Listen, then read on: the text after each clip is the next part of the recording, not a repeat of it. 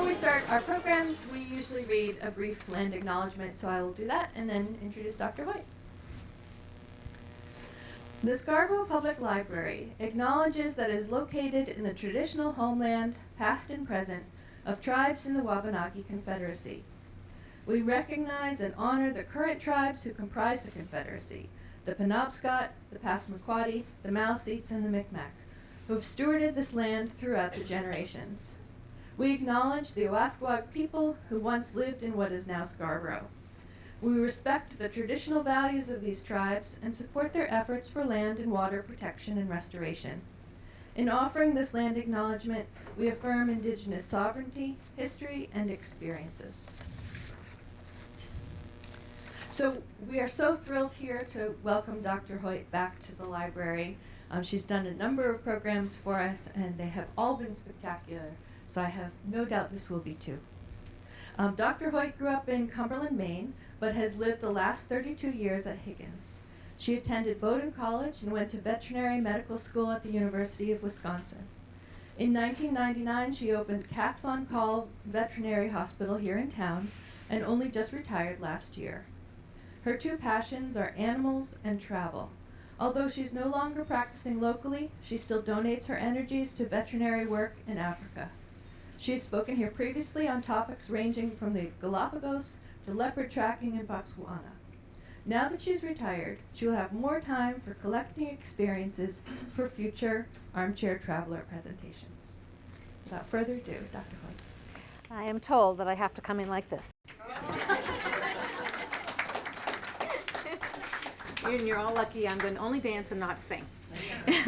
So I want to have a disclaimer to this talk, and that is that I am in no way a professional knowledge person about penguins. I've only ever treated an N of 1, nor am I an expert about the Antarctic. I view this armchair series to just be an opportunity to share with you all the love I have of these animals that I met, my observations that I made while I was in the Antarctic, and just to laugh with you all, because who can make you laugh more in the middle of winter than a penguin? So here we are. And so we begin.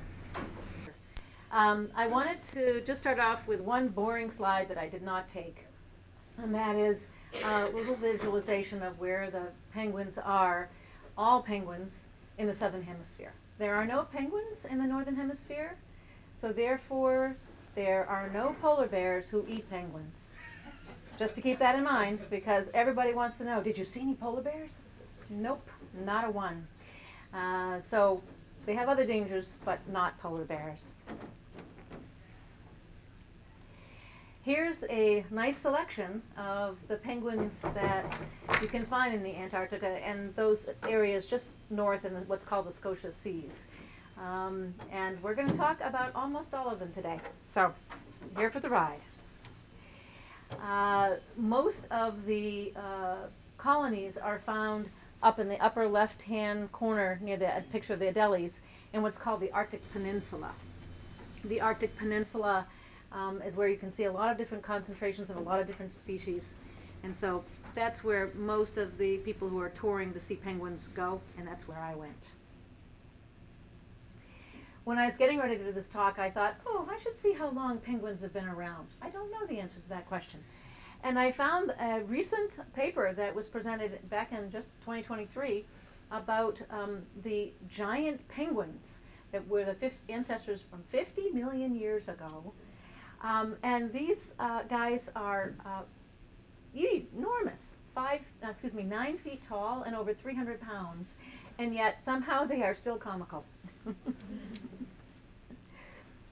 So let's start first with the walk. I think if you ask any child, maybe 2.5 or 92.5, they can tell you and show you how the penguin walks. It is just comical. It just makes you smile. It doesn't matter what kind of a day you're having. Just watch these guys and they make you happy. They always love to pause, and it has a practical aspect in terms of walking on very slippery surfaces like ice and slippery rocks. They have a wide stance. They put all their weight on one leg, and they're sure they're in the right space before they pick up the other leg. They have their arms back, spread out, for balance. So if you're ever on really sharp ice, just try it. Just try walking like a penguin, and you may find that you can really move along very nicely. So there's the single doing its classic. There's the double. And then we have the group. And you know, you get off the ship and you land and you look at that and you just have a great day. I mean, it doesn't matter what else is going on, it just makes you smile.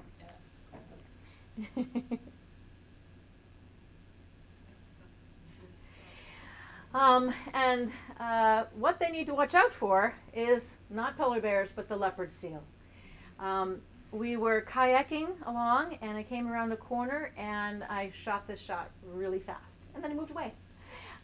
My guide said that this fellow was close to 12 feet long, and his mouth was about this big. And here you can see a skeleton that we found in the Falkland Islands on the way down, and it almost looks like a bear skull to me. Look at those teeth. The picture on the right I took from the kayak, and I was really nervous, to tell you the truth. I was really nervous. But he seemed to respect the fiberglass, so I was happy, because that's what's inside his mouth. I learned one fun fact from my guide, that they actually will take whiskers from a sedated member of this species, and they can analyze it and tell what they've been eating, whether it's predominantly penguins or fish, or etc. And as you can see, they are big boys, over 800 pounds and almost 12 feet long. Yikes. On the other end, penguins also eat animals, but they like to eat little krill, glacial squid, and Antarctic silverfish, which are very much like our silverfish. They look the same to me, anyway. And so let's start with the little guys. They get to go first. These are the Adelie penguins. They're not the smallest penguins in the world, but they are the smallest that are found in the Antarctic. And they are not even quite a yardstick high. They only weigh about 10 pounds. They live in large colonies, both in the winter and in the summer. And they like to create little nests of rocks. They're just a little grouping of rocks all together, and that's their nest. And what they're really known for is stealing rocks from each other's nests. They're thieves. So I left with one more picture of the little Adelies, because you can forgive them for their thievery, because they're just so darn cute. They're just absolutely adorable. The next penguin, who's about the same size, are the chin straps. I wonder where that name came from. But they are also ground nesters, but they tend to be up a bit on top of some large rocks, and they have a small nest where they put like bones and feathers and other interesting things that they put in. So the Adelies are just rocks, and these guys, they have a little wider range in their nest building. So the males arrive about 5 days before the females. They create this lovely little abode for them. And the females lay 2 eggs, and the male and female alternate 6 days on, 6 days off as they're incubating. And after a little more than a month, we get a little hatched chick. And after about another month of just being with the parents in the nest, they go off and they go to kindergarten. They go to these little creches, and they're just the most adorable things you ever saw. Just these little groups of baby penguins. There's just nothing that warms your heart more than maybe the Wentworth chorus. Yeah.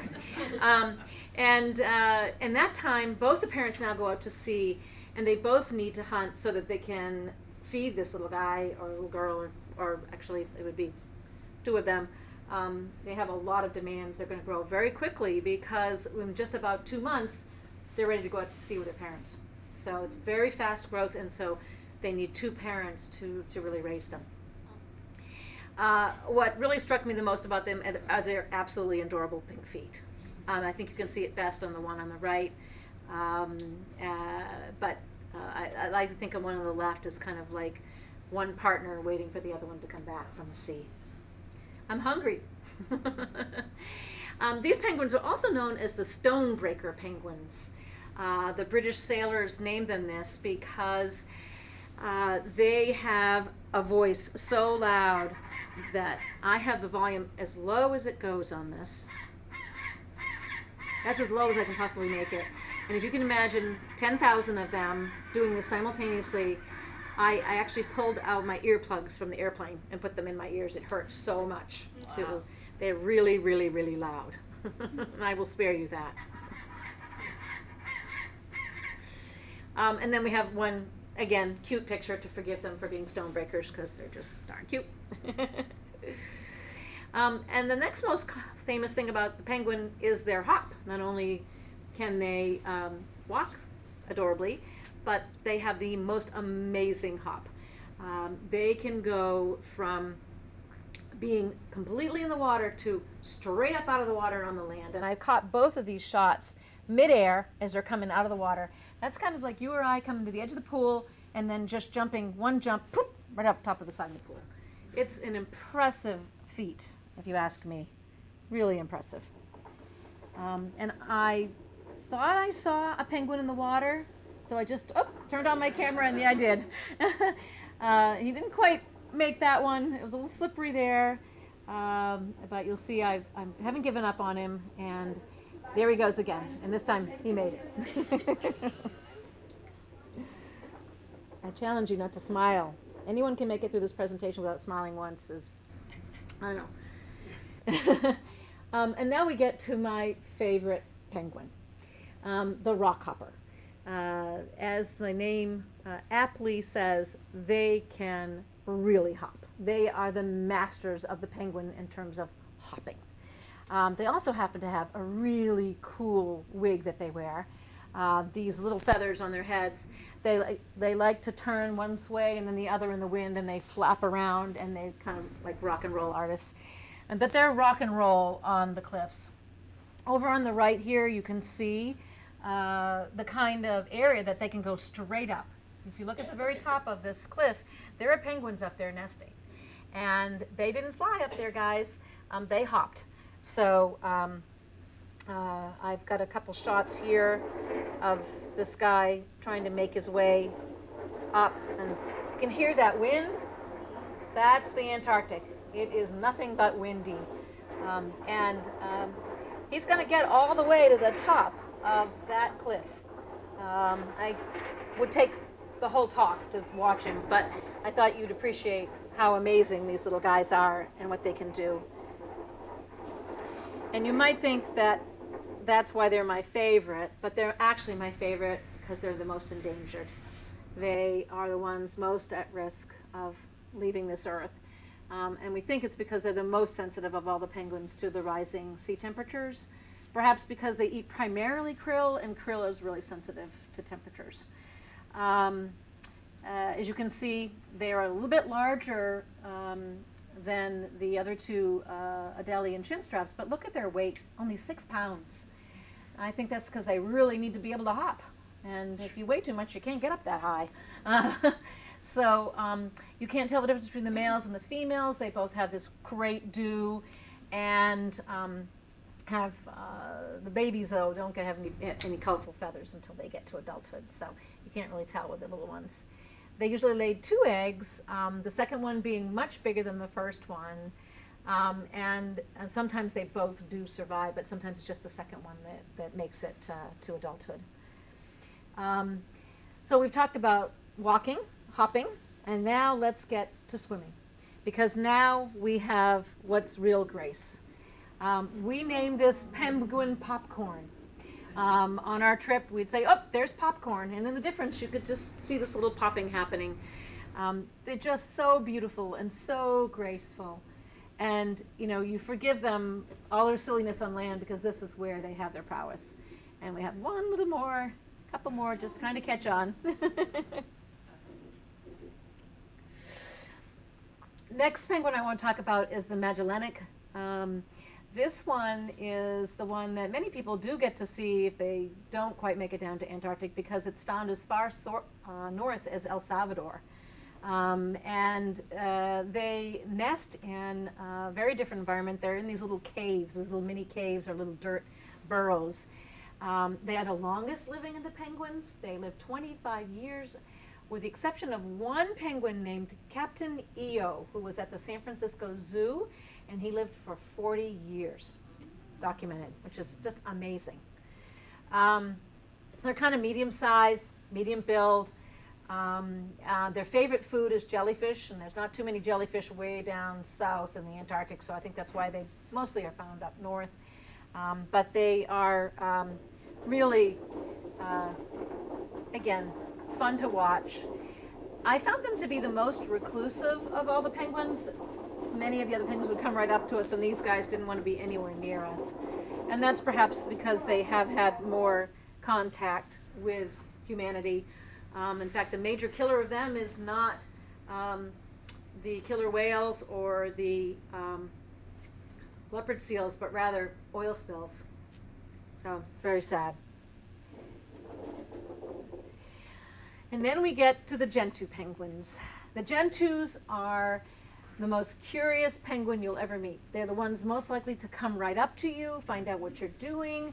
At one place we slept out on the peninsula and we had a little latrine, and we had a gentoo who came up to see what was going on and what you were doing when you used the latrine. That was kind of fun.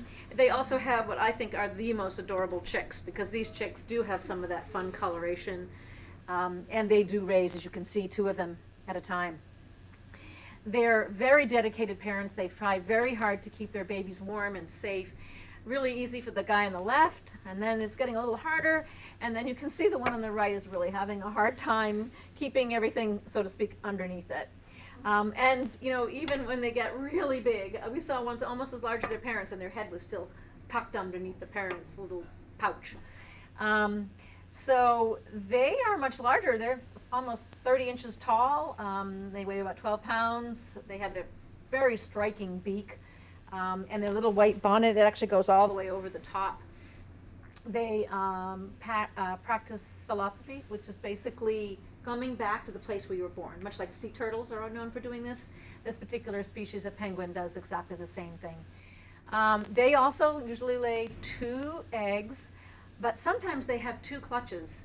My guide said that they arrived most early in the breeding grounds, and sometimes very severe storms come up and destroy their first nest and eggs, and then they'll have a second clutch. So they're quite good at surviving and making it through this time.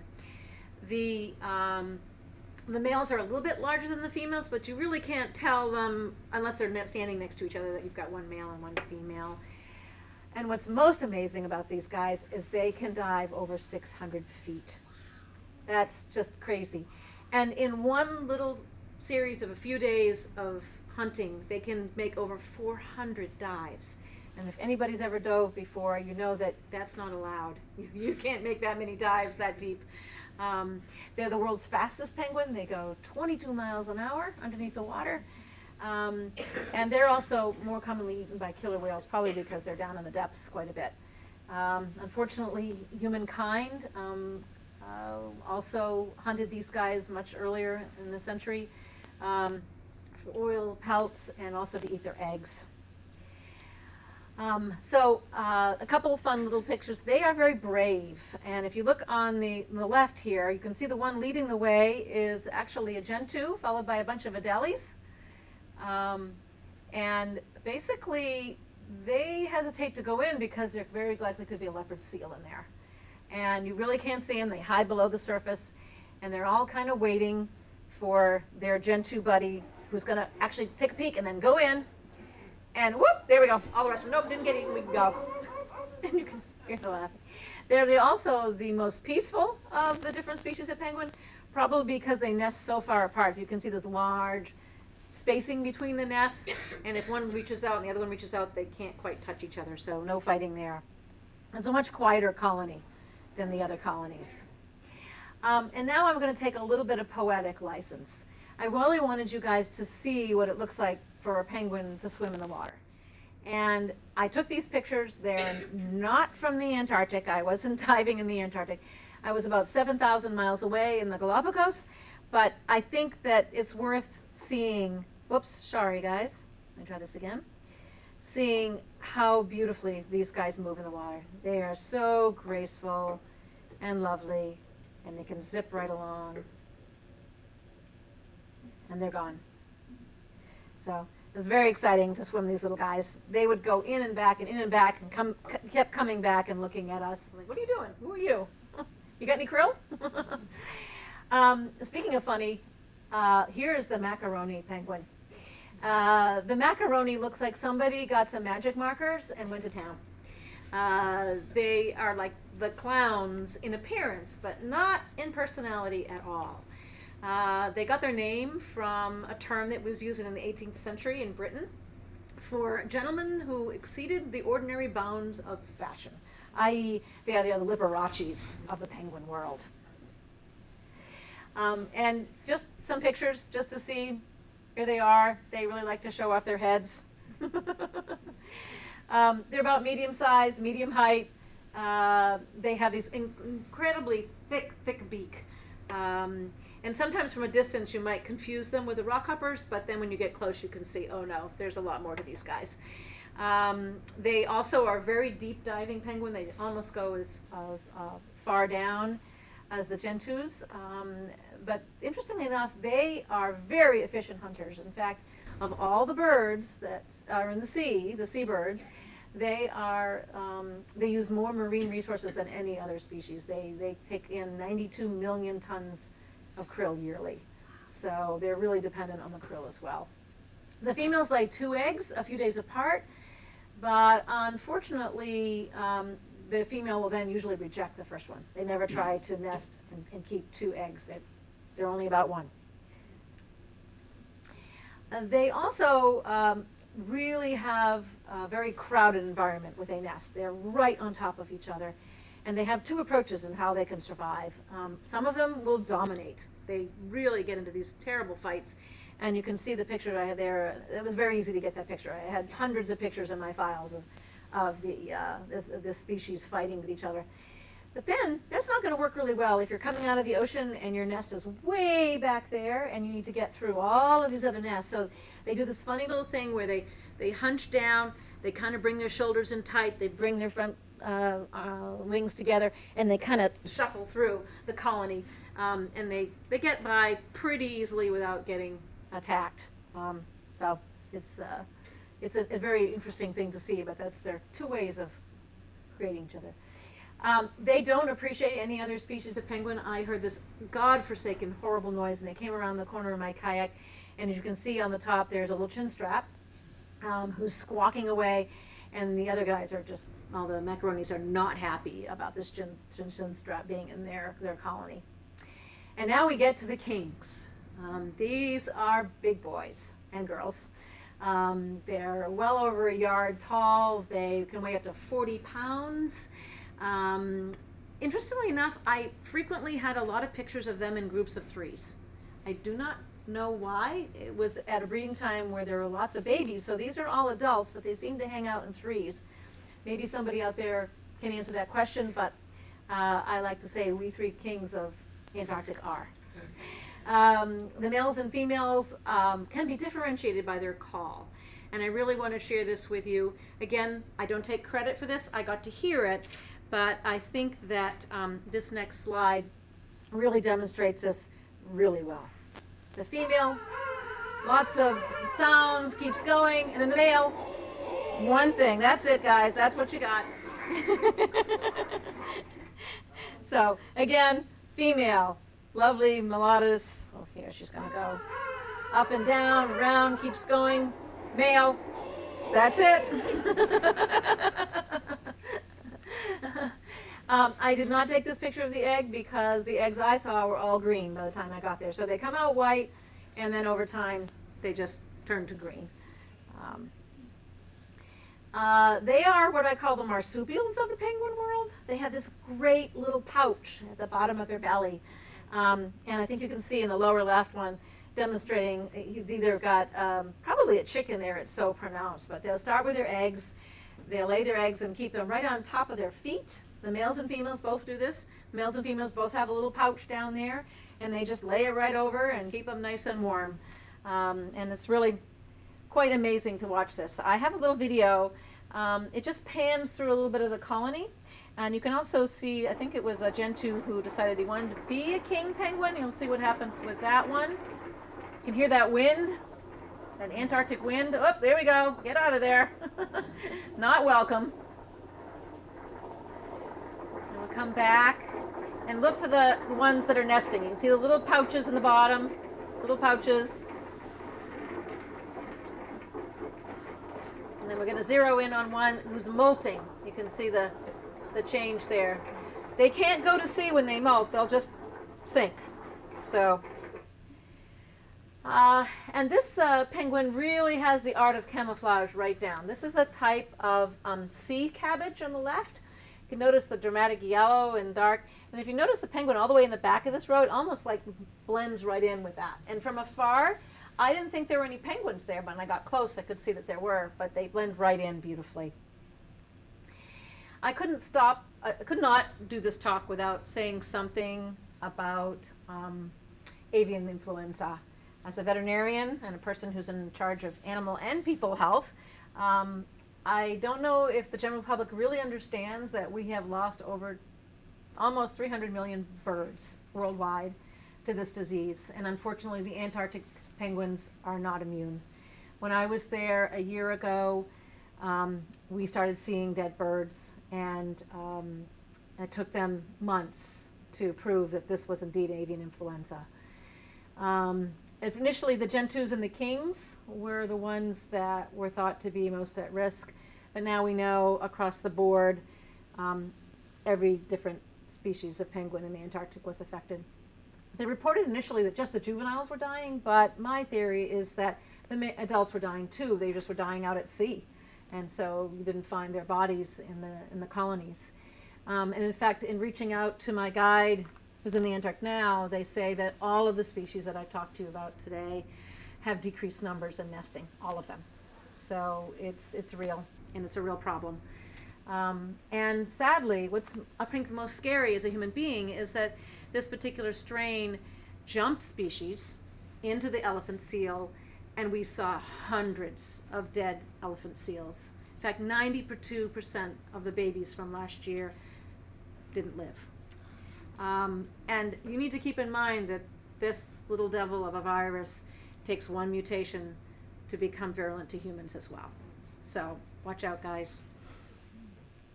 I can't end on that scary note, though. I have to have a happy note. If you may have not noticed from the beginning, there's one more species of Antarctic penguin that I did not talk about, and that is the emperor penguin, the biggest one. These guys can be almost 100 pounds. They were made famous by the March of the Penguins, and I'm going to go back and see them, and then hopefully I'll get to come back and give a whole talk just about them. So I can't tell you anything about them because I know very little. And in fact, I understand that just this week, the New Science magazine came out with an article all about the emperor penguins and how much of the stuff that was presented to us at March of the Penguins is not correct. So stay tuned. Next year, hopefully, actually 2 years, I'll have a better information for you. So I am going to be the concierge for this particular trip. There's the information about it. I put the brochure on the back table if anybody wants to join me. Love to have you come along. And we'll be going in November, which is the only time they nest on this side of the world. And we hope that we get to see them. So that's it. Now, I would love to switch things over, Tom, so that we can let everybody, and those people online, if you can either speak, just unmute yourself and talk, and I can answer questions, or you can go into a chat, and I have somebody monitoring so we can call. So I'm open to questions, but I probably won't know the answer. As I said, I don't know that much about penguins, really. Anybody have any questions about anything? Yes? I last month saw Little Blues. Yes, the Little Blues in New Zealand. Did you see them in New Zealand? Australia, okay. Australia. And That's my N of 1, by the way. Oh, yeah. There's a Little Blue, yeah. But they would come in at night, so Yep. they were out all day. Yep. Do all penguins do that? Because I mean, I realize that the days were probably very long when The you were days there. are really wrong in the Antarctic, so Yeah. they don't do that diurnal type of They thing at don't. all. Okay. No, they seem to be coming and going all times of day while we were there.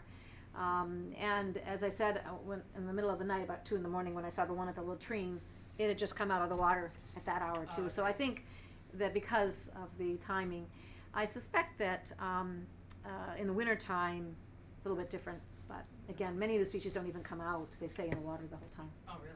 Yeah, because they're not nesting. Right. Yeah, they have no reason. Except maybe to get away from the leopard seals. Thank you. My husband and I went to Antarctica on Yes. one of these expedition cruises a year and a half ago. Wonderful. And the cruise group that we were with, very carefully, before they would let anybody go ashore, would look around for anything dead from Yes. bird flu. Yes. And if they found anything, they would, they said that all They can't shore go. excursions are canceled. So I was wondering how you got to see a lot of seals, but it sounds like they still let you go ashore? Well, in some cases, we were the first parties to arrive, and my understanding that is, as we went, people coming behind us didn't get to go. So I guess I was lucky in that as we moved along, we were the first ones to see it, and you're absolutely right. Behind us, people weren't allowed to land. But one thing that we weren't allowed to do is to actually see Shackleton's grave, except from afar, because there were some dead seals up there. Yeah. Yeah. Yes, question? Thank you so much, Kristen. You're very welcome. It seems that all the species of the penguins lay only 2 eggs. Am I correct in that? From what I understand and what I saw in this particular section of the Antarctic, yes, except for the ones that do 2 clutches. Okay. Remember I said that sometimes, so they would lay 4. And then, basically, it seems like one survives, sometimes No, as I 2? went through with each different species, it's slightly different. Some of them do incubate both of them, and some of them just kick one out and only keep one. Yeah, I think it depends somewhat upon the resources. You know, if the parents don't think that they can effectively get enough food to raise 2, they'll just raise 1. Yeah, sure. Anybody online with a question? Okay. Well, thank you so much. I really appreciate you all coming out and sharing my love of penguins and laughing with me. That was a great way to spend the last 45 minutes or so. And stay tuned for 2026 or 27, whenever I get around to going through my slides. And we'll hopefully have a new updated information about emperors.